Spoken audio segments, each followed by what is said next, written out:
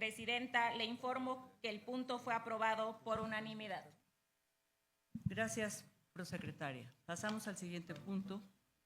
que es el mensaje del sector de los trabajadores respecto a la administración 2024-2030 del Instituto del Fondo Nacional de la Vivienda para los Trabajadores. Y para ello, de manera muy particular, me concedo a mí misma el uso de la palabra en nombre del sector de los trabajadores. Voy a pasar a la tribuna.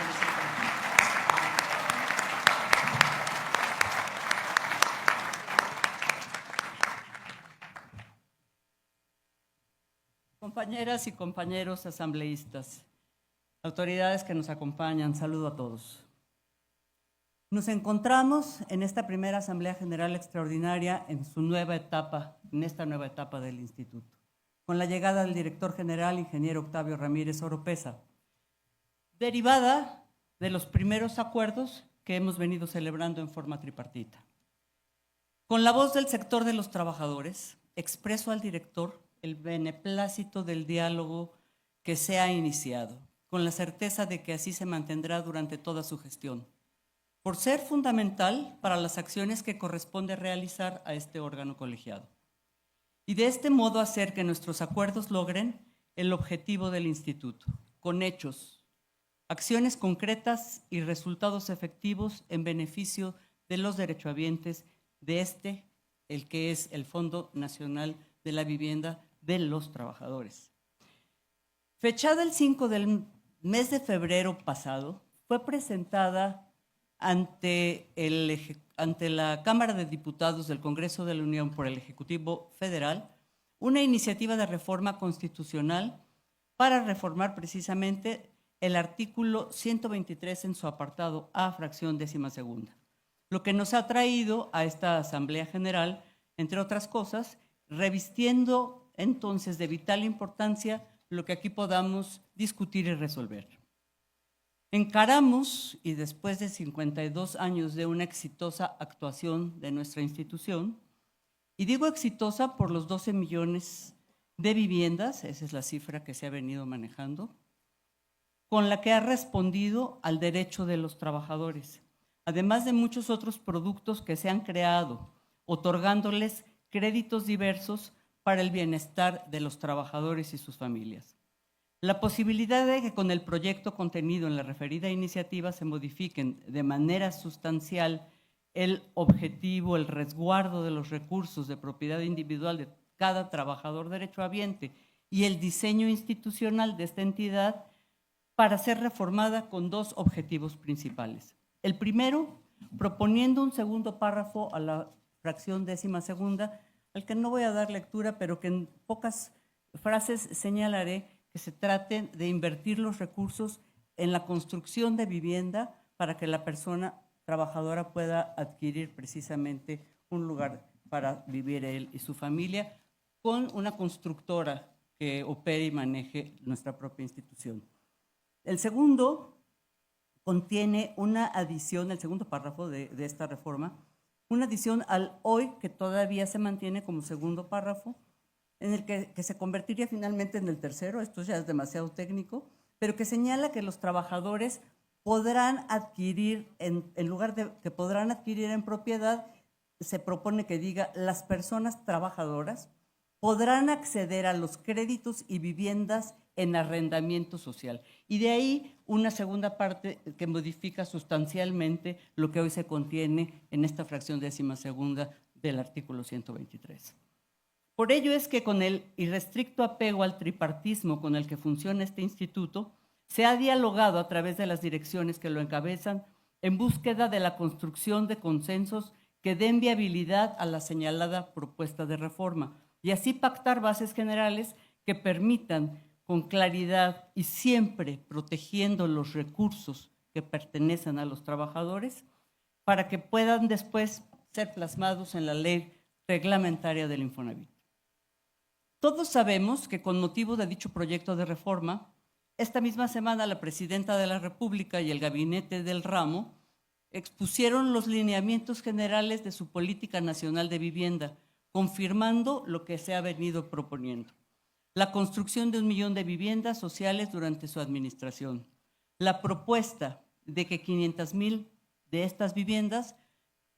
sean destinadas a las personas trabajadoras, especialmente de menores ingresos derechohabientes, tanto del Infonavit como del Fobiste. La implementación de un programa de vivienda en renta con opción a compra en un esquema donde las rentas podrán abonarse al pago de la vivienda si el derechohabiente decide adquirirla, quedando ello condicionado según el mandato constitucional a un mínimo de 1 año de cotización, así como a la condición de haber rentado la misma vivienda durante un plazo de 10 años. Ha sido un permanente reclamo del sector de los trabajadores que represento, y sin duda de la mano con el objetivo del instituto, el que se otorguen créditos para la adquisición de vivienda para todos los derechohabientes. La urgencia de elevar sustantivamente la producción de vivienda económica y popular, proponiendo diversas alternativas, tales como el conceder subsidios o convenios que se celebren de manera interinstitucional para lograr la reducción de los costos de la propia vivienda, entre otros. Sin embargo, no podemos coincidir en la propuesta de dar un giro que interpretamos como regresivo para operar desde el Infonavit una inmensa empresa constructora o una entidad concentradora de insumos con todos los inconvenientes operativos y normativos que ello supone, ya que las experiencias previas sin duda indican lo poco aconsejable de ello. Así es que nuestra propuesta consiste en habilitar al instituto como una desarrolladora que financie directamente a las mejores empresas constructoras o que invierta en instrumentos financieros especializados que otorguen un crédito competitivo y preferente a la industria del sector, entre otras posibilidades. Debo enfatizar, si me pueden dar agua, se los voy a agradecer. Debo enfatizar nuestra principal preocupación respecto al contenido de la iniciativa de reforma. Gracias. Caballero. Por lo que hace a la vivienda en arrendamiento, debo expresar que tampoco coincidimos con el contenido de la propuesta, y muy en especial en el plazo de 10 años para optar por su compra, pues surgen inquietudes tales como cuál sería la reglamentación para hacerlo efectivo. Sin duda deberían ser recursos para el pago del arrendamiento que no puedan ser tomados de la subcuenta de vivienda que corresponda precisamente al trabajador del caso. Pues de otro modo, nunca se tendría un fondo para la obtención del crédito, lo que resulta evidente. Entonces, ¿por qué debería un trabajador cotizar 1 año para acceder a tal derecho si lo estaría pagando con sus propios recursos y no con los bienes de la subcuenta? ¿Y qué pasa si nunca opta por la compra y se deja el inmueble con un deterioro o un mal uso que se haya realizado del mismo? ¿Quién va a ser el responsable para restituir a la totalidad de los trabajadores la afectación de su patrimonio que se encuentra en manos del Infonavit? Esos son algunos de los argumentos que tenemos para no coincidir en la propuesta. No omito el señalar la importancia para las futuras acciones de vivienda en lo relativo a la ubicación de los desarrollos habitacionales, la atención a la demanda de los nuevos corredores de inversión, por supuesto, o a las necesidades ya expuestas de muchas ciudades que han solicitado que se apoye de manera eficiente con la construcción de vivienda. Asimismo, la presencia del director general en nuestro 4º Congreso Nacional, apenas celebrado hace unos días, nos permitió compartirle con la voz de los integrantes de las comisiones consultivas regionales los temas de nuestra inquietud, como los de calidad, habitabilidad y muy específicamente nuestra preocupación por el tamaño de viviendas que podrán ser financiadas con estos nuevos programas.